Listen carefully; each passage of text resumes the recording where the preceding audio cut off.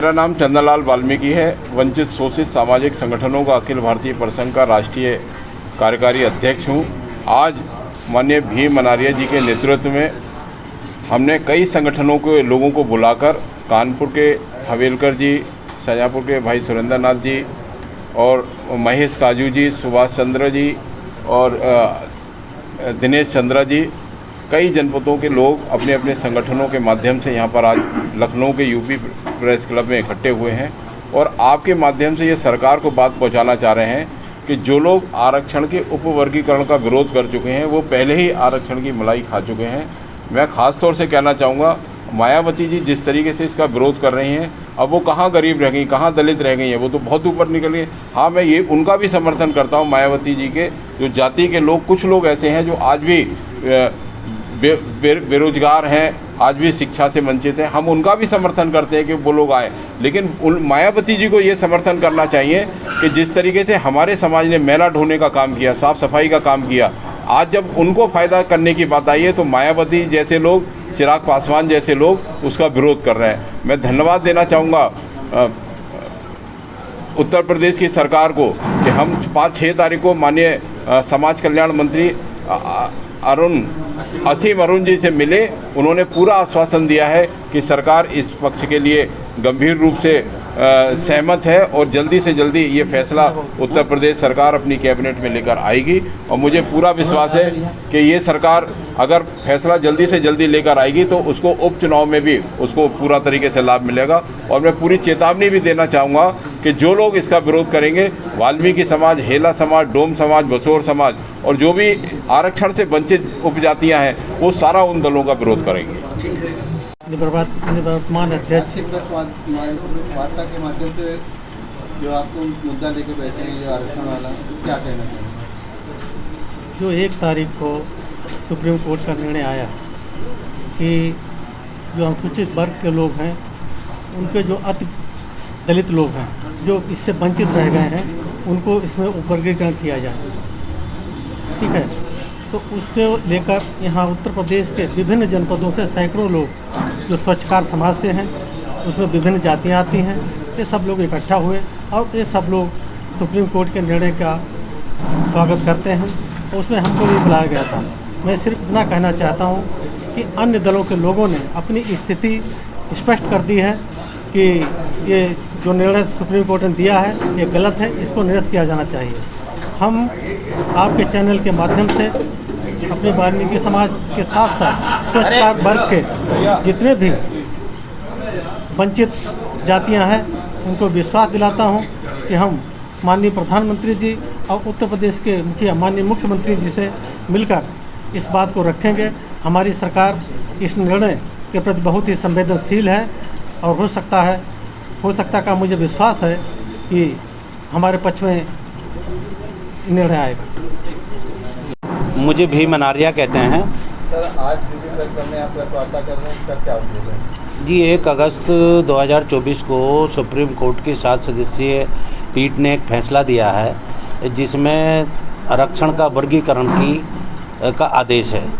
उसके समर्थन में आज यहाँ पर हमने जो है अपने समाज की, वंचित समाज के लोगों की एक विचार गोष्ठी की है और ये प्रेस वार्ता है। इसी के संबंध में हम बताना चाहते हैं कि वर्गीकरण क्या है और जो आरक्षण है उसका कितना लाभ कौन सी जातियों को हुआ है और कितना नुकसान अति दलित जातियों को हुआ है। इसी को लेकर आज हमने यहाँ प्रेस वार्ता बुलाई है। इस प्रेस वार्ता के माध्यम से क्या कहना? हम ये संदेश देना चाहते हैं, एक तो सरकार को हम ये संदेश देना चाहते हैं कि जो वर्गीकरण हुआ है, जो सुप्रीम कोर्ट ने वर्गीकरण किया है, उसको तुरंत लागू करें, क्योंकि उसके लागू होने से जो संविधान की व्यवस्था है कि आरक्षण इसलिए दिया गया था कि आरक्षण में सामाजिक और शैक्षणिक विकास होना चाहिए।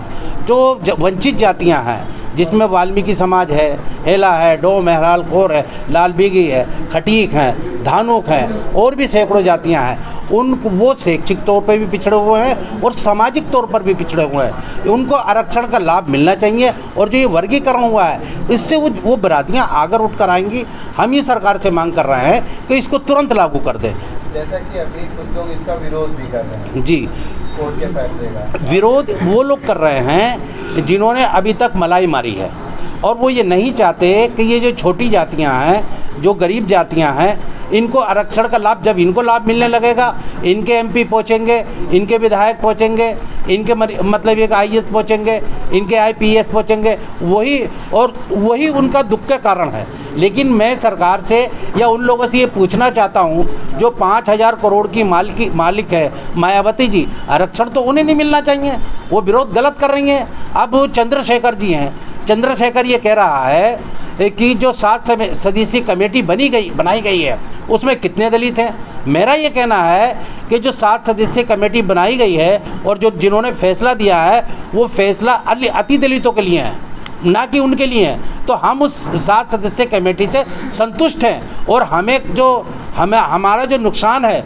वो श्रवणों से नहीं हुआ है, हमारा नुकसान वर्णों से हुआ है। जो हमारे वर्ण के लोग हैं, जो हमारे वर्ण के लोग हैं, जो हमारा सारा कुछ खा गए, हमारी नौकरियां खा गए, हमारा विकास खा गए, और हमारा बच्चा आज ग्रेजुएशन करने के बाद भी गटर में नाली निकाल रहा है। एक बीएड करा हुआ, टीईटी पास करा हुआ, बीएससी करा हुआ बच्चा नगर पालिका में, नगर निगम में झाड़ू लगा रहा है ठेके पर, और इनके एक घर में 5 मतलब एक प्राथमिक शिक्षक हैं। आज उत्तर प्रदेश में 3 लाख मतलब ये कि प्राथमिक विद्यालय हैं, उन 3 लाख प्राथमिक विद्यालयों में आप लगाकर देखिए शेड्यूल कास्ट के कम से कम 50,000 मतलब ये कि शिक्षक हैं। उस 50,000 में इन अति दलित जातियों के 5,000 भी शिक्षक आपको दिखाई नहीं देंगे। ये है आरक्षण का मतलब ये कि हमें नुकसान, और दूसरी बिरादरी को, जिनको हम जाटव समाज कहते हैं, उनको लाभ। हमारे चैनल के माध्यम से क्या कहना चाहेंगे? मैं आपके चैनल के माध्यम से एक तो सरकार से अनुरोध करना चाहता हूं कि सरकार इस वर्गीकरण को तुरंत लागू कर दे